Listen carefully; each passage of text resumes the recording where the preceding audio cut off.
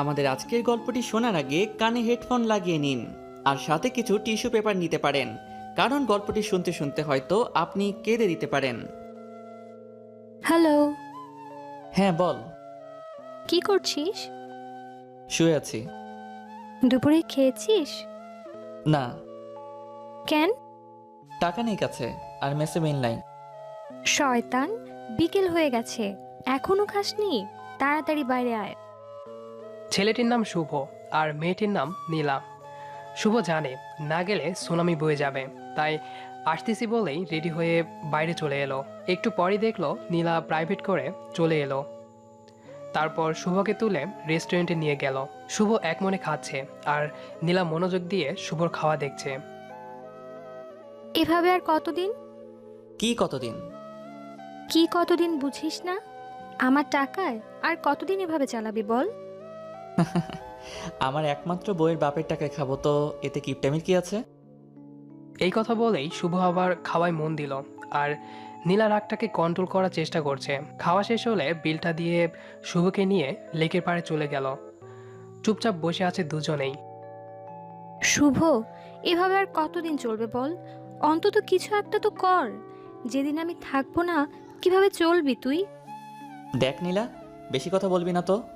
তোর মতো একটা লক্ষ্মী বউ থাকতে কি অন্য কিছু করা লাগে? আর তোর বাবার অনেক টাকা, এগুলো খেয়েই তো দুজনে শেষ করতে পারবো না। বয়ে গেছে তোর মতো ছেলের বউ হতে। হবি তো হবি, তুই আমার বউ হবি বলে দিলাম। দেখ শুভ, এসব কথা না বলে একটা চাকরির ব্যবস্থা কর। না হলে অন্তত কয়েকটা টিউশনি তো করা যেতেই পারে। এভাবে আমার ভয় করে, আমি না থাকলে তোর কি হবে বল? দেখ, এসব চাকরি বাকরি আর টিউশনি কোনোটাই আমার দ্বারা হবে না, এমনই ভালো আছি। পরে বুঝবি এর মজা। কথাটি বলেই রেগে নীলা উঠে চলে আসছে আর শুভ উঠে পিছু নিল ওর। এই চলে যাবি যা, আমার যাওয়ার ভাড়াটা তো দে। দিতে পারবো না, পারলে হেঁটে যা। ওকে, গেলাম। কথাটি বলেই শুভ হাঁটা শুরু করে আর নীলা গাড়িতে উঠে যায়। কিছুক্ষণ পর নীলার গাড়ি শুভর কাছে এনে কাজটা নামিয়ে 1,000 টাকার একটা নোট শুভকে দিয়ে বলল, লিখে রাখিস, পরে শোধ করে দিস। গাড়িটা চলে গেল আর শুভ দাঁড়িয়ে মুচকি মুচকি হাসছে। এই 4টা বছরে শুভ এই দিয়ে 1,25,417 টাকা নিয়েছে। নোটটা না ভাঙিয়ে হাঁটতে হাঁটতে শুভ ম্যাচে চলে আসে। এবার এদের পরিচয়টা দেই। নীলান্দ্রি বড়লোক বাবার একমাত্র মেয়ে, তবে বড়লোক হলেও ওর মতো মেয়ে হয় না। রাগী হলেও মনটা খুব নরম। আর শুভ গ্রামের ছেলে। পরিবার বলতে শুভ নিজেই, মা বাবা সবাই ওই দূরাকাশে থাকে। অনেক কষ্ট করে ভার্সিটি পর্যন্ত এসেছে। পরিচয় বলতে এতটুকুই। ভার্সিটিতে শুভ একদম বেখেয়ালিভাবে চলতো, উদাসীন। আর এই উদাসীন ছেলেটাকে দেখে নীলার ভীষণ রাগ হতো, যে ছেলেটা এমন কেন। তাই শুভর সাথে বন্ধুত্ব করে নীলা। এরপর থেকেই শুভর প্যারা শুরু। শুভ এতটাই উদাসীন যে না খেয়ে থাকবে, তবুও কিছু করবে না। তবে নীলা খুব ভালো, তাই তো শুভর যখন যা লাগে দেয়। আর একসাথে থাকা চলা এটা তো কমন। এই 4টা বছর ধরে শুভর জ্বালাতে নীলা পাগল প্রায়। তবুও কেন জানি শুভকে কিছু বলতে পারে না। ছেলেটা এতিম তো, তাই আর শুভর হাসি দেখলেই নীলা সব রাগ চলে যায়। অপরদিকে শুভ নিজেকে নিজে যতটা না কেয়ার করে, তার চেয়ে বেশি নীলা কেয়ার করে। তাই তো নীলাকে খুব ভালোবেসে ফেলেছে শুভ। অনেক আগেই শুভ বারবারই নীলাকে বলে যে ভালোবাসি, তবে নীলা মজা ভেবে উড়িয়ে দেয়। এভাবেই এক এক করে চলে যাচ্ছে দিন। শুভও চাই চাকরি করতে, তারপর নীলাকে নিজের বউ করে নিতে। তবে আজকালকার দিনে চাকরি মানে যে কি, এটা যারা পড়াশোনা শেষ করেছে শুধু তারাই জানে। অনেক জায়গায় চাকরির ইন্টারভিউ দিয়েছে, তবে আজকাল মামা খালু আর টাকা ছাড়া কিছুই হয় না, তাই তো চাকরিটা আর করা হয় না। চাকরি না হলেও শুভ চুপি চুপি সেই প্রথম থেকেই রাতে দুটো টিউশনি করায়, যা নীলা জানে না। শুভর ইচ্ছে টিউশনি জমানো টাকা দিয়ে বিয়ের পর নীলাকে অনেক বড় একটা গিফট দেবে। শুভ অনেক স্বপ্ন দেখে নীলাকে নিয়ে। বিকালে ম্যাচে বসেছিল, তখনই আবার নীলা ফোন দিল। হ্যাঁ বউ বলো। দেখ শুভ, সব সময় আমার মজা ভালো লাগে না। মজা না, আমি সত্যি তোকে বউ করে নেব রে। আমার বিয়ে ঠিক হয়ে গেছে। আজ আংটি পরাতে আসবে, রাতে বাসায় আসিস। আর হ্যাঁ, আসার সময় কিছুদিন আগে যে শার্টটা কিনে দিয়েছিলাম ওটা পরে আসিস। নীলার মুখে আংটি পরানোর কথা শুনেই বুকটা কেমন যেন হয়ে ওঠে শুভর। শুভ ভাবে, এটা কি করে হয়? আমি যে নীলাকে ভালোবাসি, সেই নীলাকে শুধু আমার বউ হলেই মানাই। না না, এটা হতে পারে না। রাতে শুভ নীলাদের বাসায় আসে। এসেই দেখে অনেক মেহমান বসে আছে। এর আগেও শুভ এসেছে এই বাড়িতে। শুভকে দেখেই নীলা একটা মুচকি হাসি দেয়, তবে শুভর ভিতরে তোলপাড় শুরু হয়ে গেছে। শুভ অপলকভাবে তাকিয়ে আছে নীলার দিকে। আজ অনেক সুন্দর লাগছে নীলাকে। ছেলেটা নীলার হাত ধরে আংটি পরাতে যাবে, তখনই শুভ ছেলেটার কাছে গিয়ে কলারটা ধরে বলল, এই, তোর সাহস কি করে হয় আমার পরিটাকে আংটি পরাস? হ্যাঁ, আমি নীলাকে ভালোবাসি। নীলা শুধুই আমার। কয়েকজন এসে তাড়াতাড়ি শুভকে ছাড়িয়ে নিল। খুব জোরেই থাপ্পড়টা শুভর গালে বসিয়ে দেয় নীলা। অবাক হয়ে গালে হাত দিয়ে নীলার দিকে তাকায় শুভ। আমি তোকে এখানে ডেকেছিলাম কি বিয়ে ভাঙতে? আমি তোকে ভালোবাসি নীলা। আবার কষে থাপ্পড় বসিয়ে দেয় শুভর গালে। আমি তোকে শুধু বন্ধু ভাবতাম, আর তুই এই প্রতিদান দিলি? ভুলে যাস না শুভ, তুই একটা এতিম। নীলার মুখে এতিম শুনেই শুভর বুকটা ধক করে ওঠে। নীলাই প্রথম দিন শুভকে বলেছিল, খবরদার নিজেকে কখনো এতিম বলবি না।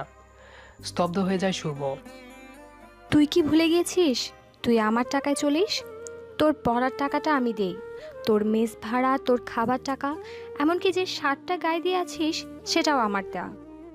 একটা এতিম ছেলে তুই, যার কোনো বাড়ি নেই, থাকার জায়গা নেই, একটা টাকা নেই। তোর মতো ছেলেকে এতদিন আমি সাহায্য করেছি কি শেষমেশ আমার পরিবারকে তুই ছোট করবি এই জন্যে? তোর টাকা লাগবে তো নে, দিচ্ছি, দাঁড়া। বলেই নীলা ঘর থেকে একটা বান্ডিল এনে শুভর পায়ের কাছে ফেলে দিল। নে টাকাটা রাখ, তবুও এখান থেকে চলে যা, চলে যা আমার সামনে থেকে। আর কোনোদিন যেন তোর ওই নির্লজ্জ মুখটা আমার না দেখতে হয়। শুভ টাকাটা তুলে নিল, তারপর টাকাটা নীলার হাতে তুলে দিয়ে বলল, আমাকে মাফ করিস রে, আমি বুঝিনি যে এমনটা হয়ে যাবে। ছেলেটার কাছেও এগিয়ে যায় শুভ। তারপর ছেলেটির পা জড়িয়ে ধরে বলে, ভাই, আমাকে মাফ করে দিয়েন। তারপর আবার নীলার কাছে এসে বলে, আসলে আমি তো ভুলেই গেছিলাম যে আমি এতিম। আমি ভুলেই গেছিলাম যে আমি তোর টাকাতে চলি। আমার যা আছে সবই তো তোর টাকাতেই কেনা। দেখ না, তুই আমাকে কত ভালো বন্ধু ভাবতি, আর আমি তোর বিশ্বাসকে এভাবে নষ্ট করে দিলাম। আসলেই আমি বেহায় রে। আর তোর টাকাটা দেওয়া লাগবে না, এমনিতেই যে টাকা দিয়েছিস সেটাই সারা জীবন তোর কামলা খাটলেও শোধ হবে না। নীলার বাবার হাতটা ধরে শুভ বলল, চাচা, আপনাদের শুভ কাজে বাধা দেওয়ার জন্য মাফ করবেন। আর নীলা শোন, তুই যতই আমার মুখটা না দেখতে চাস, আমি তোর বিয়েতে ঠিকই আসবো। বলেই চোখটা মুছে শুভ চলে গেল। মেসে এসে বসে আছে শুভ। আজই প্রথম নিজেকে এতিম মনে হচ্ছে। আসলে নীলাকে নিয়ে একটু বেশি স্বপ্ন সাজানো হয়ে গেছিল, তাই তো কষ্টটা একটু বেশি লাগছে। সারা রাত একটুও চোখের পাতা এক করতে পারেনি শুভ। পরের দিন ব্যাংকে গিয়ে টিউশনির জমানো টাকাটা তুলে নেয় শুভ। তারপর শপিং সেন্টারে গিয়ে খুব সুন্দর দেখে নীলার জন্য একটা নীল শাড়ি কিনে শাড়িটা গিফট পেপার দিয়ে প্যাকিং করে নেয়। তারপর আবার মেসে ফিরে আসে। কালকে নীলার বিয়ে। সারা বাড়িতে হই হুল্লোড় চলছে। খুব খুশি সবাই। খুশি হবে না কেন, একমাত্র মেয়ের বিয়ে। তবে মনটা খারাপ নীলার। শুভকে সেদিন ওভাবে বলার পর থেকেই মনটা খুব খারাপ।